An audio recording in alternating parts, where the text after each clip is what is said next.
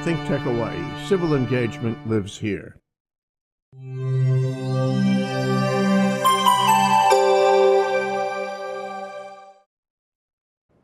Aloha, I'm Marsha Joyner, and this is Community Matters. We at ThinkTech Hawaii are doing a series of programs devoted to the candidates who are running for office, from the tip of the Big Island down at South Point all the way up to Niihau and everything in between, and especially those islands and places, locations that most of us in urban Honolulu have no idea about. So today we are visiting with Representative Lynn DeCoite from Molokai. Aloha. Aloha, Marsha, and thank you for having me here. This is a real pleasure. So it says that you are that you represent Canoe Islands. And Canoe District. What is a canoe district? So Canoe District is an area that consists of several islands that cannot be accessible by driving a car, really, and you have to access it by airlines or by boat or ferry. So I live in Molokai. I commute to the district east of East Maui, which is Hana, Paia, Haiku, Kipahulu, Lanai, Kaupo, and then I make my trek over to the island of Lanai and also Kahoolawe. And in there is included Molokini. And then I work here out of Oahu, Honolulu, at the state capitol. Molokini, that's the little Yes. horseshoe kind of thing, right? Yes, little horseshoe area. Yeah. Are there any people on that island? No, that area is mostly used, a lot of tourists like to go there. It's beautiful for diving, you know, and there's charters that come out there and do do some diving and stuff. It's a beautiful area. The charter comes from where? Comes from Lahaina. Lahaina side, and they go over, or from Lanai, and they make their way over and do some diving. So tell us about you. Now you are a rancher and a farmer. So I, of course, farm. I'm a third generation Molokai homestead farmer. Married, husband Russell. I have 3 kids, Carrie, RJ, Dylan, and a beautiful granddaughter, Kennedy Jane. And I love it. We grow Molokai purple sweet potatoes on the island. My grandmother started growing it many, many years ago in 1960. My father, George Moku'al, then used to drive the bus here on Oahu and then moved to Molokai and decided he didn't want to raise his kids on the island. So he took us back to Molokai, and now my kids are also part of our family farm on Molokai, as well as the ranch. So how many acres do you have in farming? So in farming, we have about 300 acres, of which we usually have about 30 to 40 acres of sweet potato under production at any given time. We have about 80 head of cattle.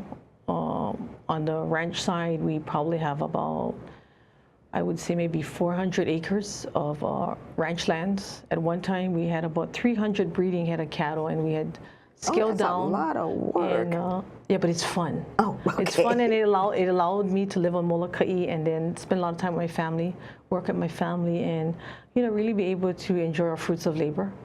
And that was really what helped us a lot, was that when my husband and I first met, he was ranching, I was farming. We decided why not mesh the two together and enjoy meat and potatoes.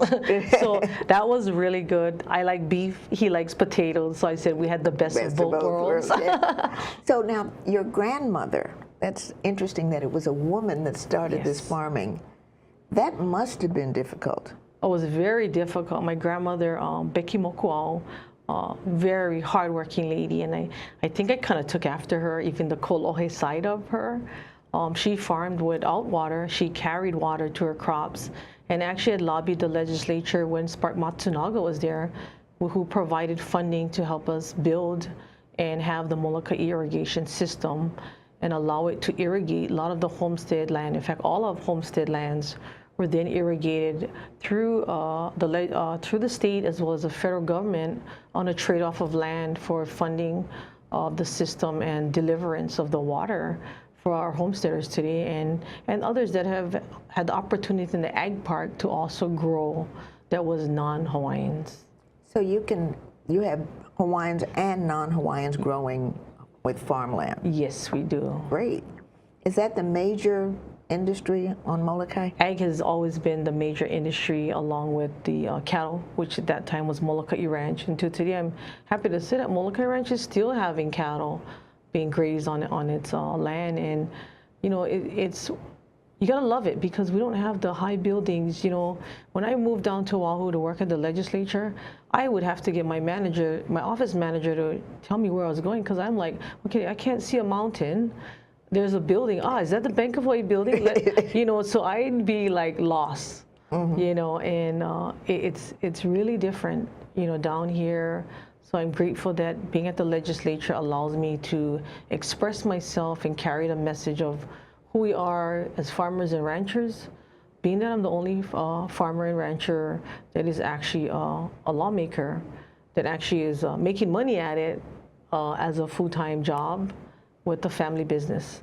So as the legislator and what you bring to the legislature, obviously no one else does or can, to have that kind of an insight. What does that mean to all of those areas you represent? I think for all those areas I represent, one is I've been very diverse. It forces me to diversify in understanding the makeup of where we live and what we do. You know, we have the rich in Haiku. We have the old existing families that were there, but you see a lot of buying up of lands in those areas, and the original families that were there are moving out. You have Paia, more of a old kind of plantation town back then when HCNS was there. And then you have the areas that form after Huelo, which you have Keanai, and you have all the different areas, Hana, Kipohulu, Kaupo. You know, those areas are smaller communities, still living the lifestyle of, you know, old Hawaii of trader and barter, like that of Molokai. You know, so it means a lot, you know, being able to carry that message of really knowing these different districts. Lanai, we have a billionaire that's bought that island. You know, I have Kahoolawe that has been bombed by the military, still trying to restore. And those areas, you know, you got to know what's going on. You got to understand that trying to preserve an area like Kahoolawe allows you to make sure you know what's going on, and then to bring back the message back to the state capitol to educate and inform my colleagues, hey, this is what's happening. You know, we truly to be sustainable, we truly to stand through natural disasters as we see it occurring, time in and time out, we better start looking and putting our money where our mouth is and start looking at how we're going to get people to start growing food. As you know, we have 2 weeks of food on our shelves. You know, and we still exist with the barter and trade system. Well, we have a legislature that thinks milk comes from Safeway. They don't know where it comes from. Yes, no. And we have a natural disaster, like when the zipper lane went down. Yes. I kind of found it a bit amusing because everybody was pissed. And here I was saying, what's going on? They said, imagine if we had a natural disaster. Yes. You know, it would be a riot. You know, people would be rioting the stores, you know, and you know, I appreciate where I'm from. You know, Molokai, we're survivors. You know how to do that. We know how to survive, you know. I noticed that with Kauai. They band together. Yes. They did. Together. They managed to get through that quite well, or as well as could be expected. So it's just those of us in this urban area that have not a clue. You know, and that's why you see this community-based subsistence fishing. You know, I like it. I support community-based subsistence fishing areas, but protecting your resources. What we need is people to, as a community, to support it. Well, now I saw on Molokai the natural fish ponds and people creating fish ponds, and as the old Hawaiians did. Could that be replicated at the other islands? I believe anything can be replicated, which is why the community base exists today, but it has to have community buy-in. It can't be operated by a few here. Again, too, we have the Department of Land and Natural Resources who enforces those areas. You know, they got to take a strong part in that and enforce so that we don't take more than our fair share of without replenishing those resources. As we know, those resources are being depleted. But who are they being depleted by is the question, which is why I like the fact that a community base should be brought on by its community, not by few, but by a community that lives within that ahu pua'a, like that of Kipahulu. They have support behind it. And anybody that wishes to support it, they should build that model. But it should replicate, like the fish ponds, you know, the old system, and the kapu system, were not to take. And that's when you have the Department of Land and Natural Resources. Do they understand? I don't know if they understand it, or I don't know if they start to move things along where you ask for enforcement and then you move monies into another area. You know, and I struggle to look at stuff like that because they are the bigger pushers of trying to, you know, we are conservationists and we are environmentalists because we want to look at our next generation. I have a mo'opuna, I have kids. Why would I want to destroy stuff? I want to make sure there's things for them down the road as there would be for anybody else. So we wouldn't become heavily dependent on imports. We need to become dependent on ourselves. We live smack dab in the middle of the Pacific Ocean. And we got to remember to malama, to take care. Well, now, the big issue, of course, not just with Molokai, but all of Hawaii, and that is the tourism. Yes. The impact of tourism. Yes, we need the dollars, but have we reached the tipping point, the carrying capacity? What is it like in those areas? Now, I know, like you mentioned, Hana and the mules, that how many people want to come, and they sing songs about Hana and what have you. What can we do, or how do you see tourism that we can keep it under control? Yes, we need it, but there must be some way of dealing with, or is that something all over the world that tourists have just gone everywhere? Well, I think, you know, tourism for Hawaii is a game. There's a game in town, and for people to tell us that tourists won't come to Hawaii, they'll come. If you want to go someplace like me, I'm going to go. Yes. It doesn't matter. If I want to go there, you figure you save the money and you make the money to go there. But we got to look at our infrastructure. You said it, Marsha, the carrying capacity. When is enough enough? And how much of tourism and the funding that we've put at the legislature truly has been used for tourism? You know, you go to a hotel and we say, okay, you know, let's eat local. Well, if you walk into the hotel, the food is all imported. So how do we get those hotels then to support buy local? You know, one, we got to get consistency, which is why this whole idea behind growing food becomes, as we would say in Hawaii, larawa. We talk about it. We tell other farmers how to grow it. They become experts in their fields, and yet they're being told by somebody else who is not growing a thing in their life that they should grow this or they should grow that. And we really got to be able to understand that while infrastructure for me going to Hana, the roads has taken a toll. It's also impacted the people that live in Hana. And while I believe that we need to educate the tourists coming in here, which is, you know, I give gratitude to Hawaiian Airlines. You know, they talk about coming to Hawaii, the first thing you go on the plane, they start doing the hula, and they educate you along the way. We got to do more and say, hey, don't forget, there's a sign there that says, do not park here. Be wary, do not trespass here, and we still have tourists that end up getting hurt. You know, the waves, people drown. It's like, okay, the water comes up there. Why would you hang off the edge? And social media has played a lot into a lot of the tourists. And, you know, welcome to Hawaii. Don't forget to go home, but we don't want to send you home in a body bag. You know, we want you to enjoy, but we also want you to take care of malama and be respectful of the people here and not change the lifestyle. But you moved here because you saw something in this place and you saw the culture. You know, you liked it. So don't change it. Well, we see that so often. People love it, and then they get here, and then they want it to be like New York or LA or whatever. And we see that change, at least here with Kaka'ako, for instance. Yes. And we see that.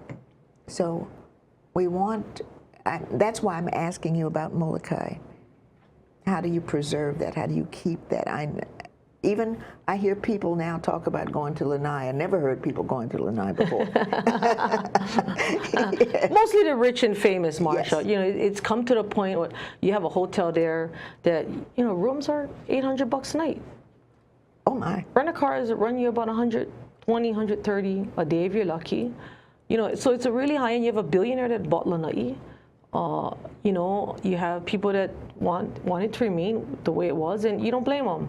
But you got to understand, billionaire here, preservation here, conservation on Kahoolawe, which military bombed. You have Haiku, which is a huge area that consists of a huge range of landmass, rich people. Paia, more of a you know, plantation, a lot of hippies moving into that area. Then you have the Huelo, Kianai, Hana, those areas more rural, again, like Molokai and Kaupo. But again, too, it's infrastructure and its lifespan. Of course, the drive to Hana, you know, under construction, those roads back up, and residents that would take them an hour and a half, 2 hours to get home are now taking 3 or 4 hours. Oh my. While what I say is the tourism come in there, and tourism dollars need to also accommodate and help us with the infrastructure. And my counterpart, Senator English, and myself have done a lot to make sure, and my colleagues, I'm grateful, that have supported us in reaching out for funding to make sure the residents can get home in time and be safe. But we know that the lifespan of that road might no longer be. We have to take a break, and we will be back in a minute. Yeah.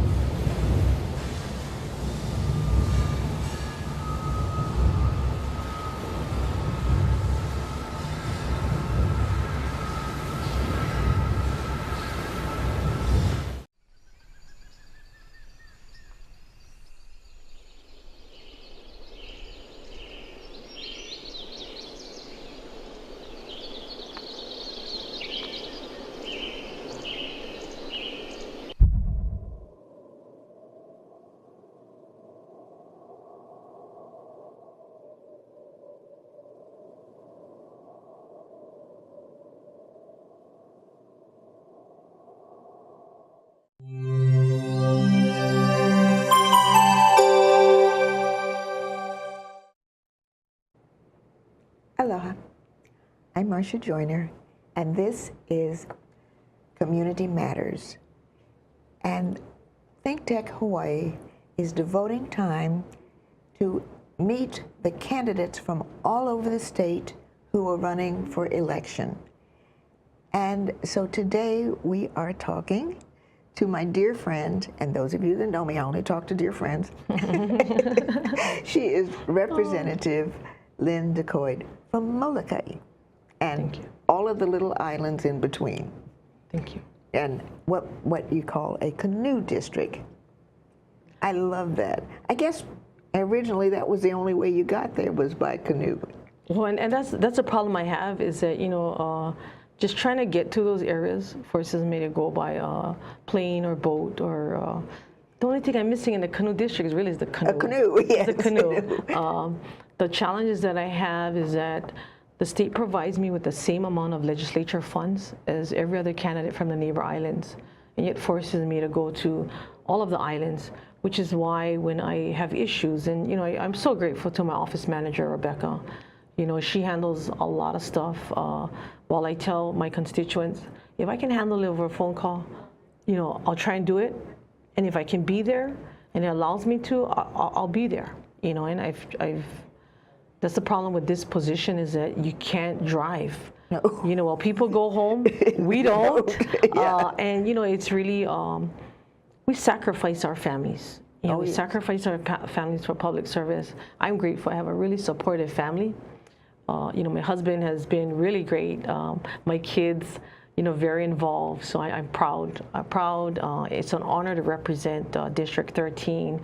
And you know, my husband is also from the island of Maui in Kokomo, and it brings back a lot of growing up. And as we used to also have some cattle in Maui, also in East Maui, and I love it.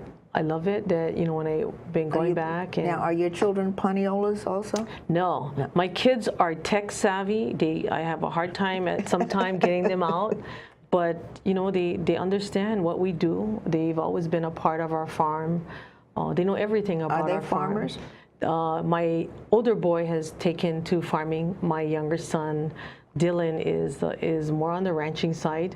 But my oldest son, RJ, he's starting to like the farming part. Even though he did go to Kamehameha school, we teach those Kamehameha school people some stuff or two. Well, he learned to be Hawaiian, and that's part of being Hawaiian. Yeah. So now these other districts that you visit, now we talked about Hana, and we know Molokini is just this little horseshoe. And, but what about, and Lanai, you said, was the billionaire. Yeah, Lanai is a billionaire. Now what about the other islands, the other locations? So the other locations like Haiku, you know, Haiku is, you know, a lot of, there's a lot of rich people in there, and I always say this. Now we got the billionaires in Haiku buying out the millionaires, and you have a lot of the old-time families that still live in Haiku and Paia. You know, Paia has always been a plantation. You know, the phasing out of HCNS. It also has, you know, nice, cute little shops that you would go into in Paia, but the traffic in that area is crazy. Is that tourists? Tourists and just residents trying to get home, because you have a trek from Kahoolawe all the way out to Hana. And right around the 1, 2 o'clock, this traffic starts to build.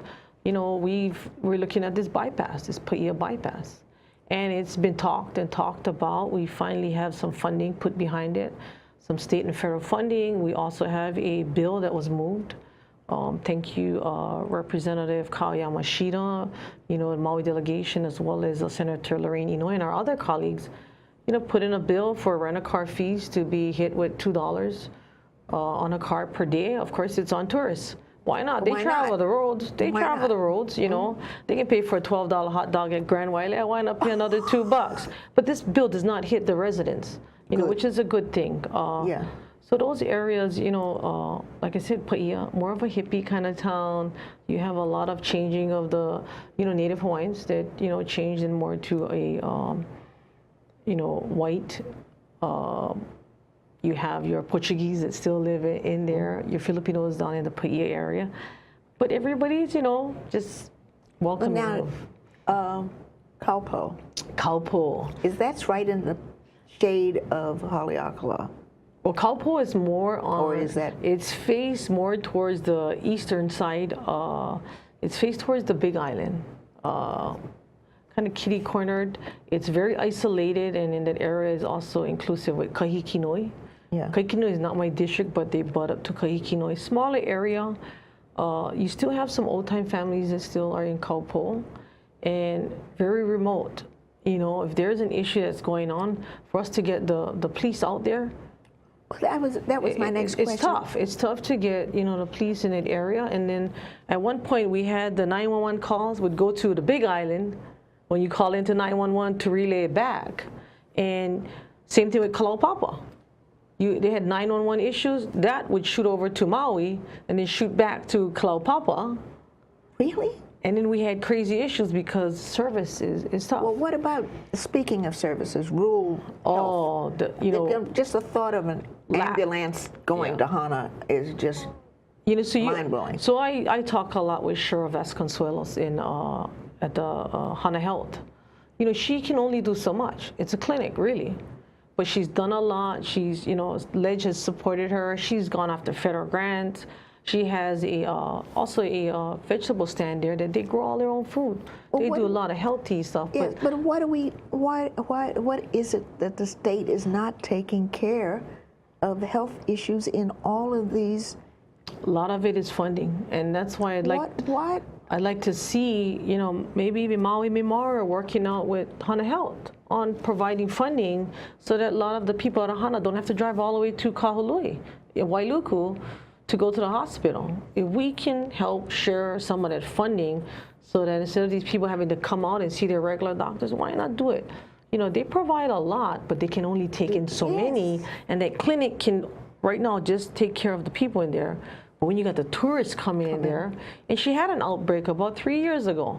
People got off the ship as tourists, made their way to Hana, and she could not take everybody. They had a virus. So when there's a major accident, and they've had some, we could not get ambulance in there. Fog was set down. We couldn't get the choppers in there. She can only stabilize. And she's been back and forth to the ledge for help. And that's not the only area. There's a lot of them throughout the state. All of those areas. Yes. And we're dealing with the same on Molokai. We have an area, thank goodness, that we got to look at Molokai because we also have a road that's falling in. I invited Senator over, Senator English. She said, oh my God, it's like Hana, Lynn. They'll get cut off from services. Saturday, we spoke with the governor on Molokai. We let him talk to some of the residents. And he had said, when you guys get back, sit down with Ed Sniffen and Fort Fujikami, and let's make sure this happens so that the people of Molokai also don't get cut off from emergency services. Well, but I think that that's on all islands, Yes. even on Oahu. When you get out of where we are, urban Honolulu, you look at the North Shore, the Waianae Coast, Kahuku, even Wahiawa. Those places are... So we've been pretty fortunate, and I was able to bring a lot of those issues up. Take it, for instance, the athletics. You know, our kids do not have the opportunity to drive the distance and compete. Hana drives distance, and while they try to compete, what they had really struggled with was trying to pay for travel. So I was grateful that my colleagues had supported me when we asked to, and Sylvia, she had supported me to help appropriate $100,000 for Hana in Molokai so that they could travel and not put a burden on the community of fundraising. Well, the mayor of Maui got in trouble with the campaign spending people, and we had to, because they paid for the trip for the kids on the Martin Luther King Peace Poem Project. They paid for the kids to come from Molokai to Maui. And it took, you know, we had to explain that this is not campaign, this is... And that's the struggles, Marsha. The struggles really is that while we choose to keep the country, we do not put funding back into the system with general funds, and we take from the people of Honolulu, we take from the people of Maui to fund and help Molokai. I've always said that we still fall under the state, and those resources still needs to be provided, the same that we have in urban areas, but at the same time, as we are our own worst enemy, and we try to say we don't want development here, we then become restrictive of what's being provided because we take a lot of money back to Molokai for schools, the renovation of our library, you know, with the Martin Luther King poem, beautiful. We filled up the whole library, and you know, I'm grateful that when I asked the finance committee, can you come to Molokai? I got some issues. They've accommodated, come, and they said, oh my God, Lynn, 8 maximum in the library back room. I said, yeah. They said, oh my God, you know, and they helped me fund the library. They helped us renovate areas. We've been good at providing funding for Haiku, for the schools, you know. So I'm grateful that we got to do a lot of stuff. Well, now I need to ask you why we should vote for you again. Thank you, Marsha. And I believe that I am the best candidate. I've been able to work within government, work with my colleagues. I know the issues. I've been there, talked with the people of those areas, and we've accomplished. We've put funding in for Paia bypass. We've helped the schools. We've helped our kids. You know, really the bottom line is doing the right thing for the people, not being bought by people, as people would say. It's about being and telling people truly what is going on and being able to agree and disagree and making sure that we're inclusive and not exclusive to the people. And I believe we bring transparency. Our doors are open, our phones are open. And I always said, you know, come August 11, you know, vote Lynn DeCoite. And you can take a look at our website at thevotelyndecoite.com. And we have a lot of information, a lot of places that we've helped and worked with. And we'll continue to help those areas. So thank you, Marsha. Thank ThinkTech you for having me here. Thank you, and we'll see you next time. Thank you. Aloha. Aloha.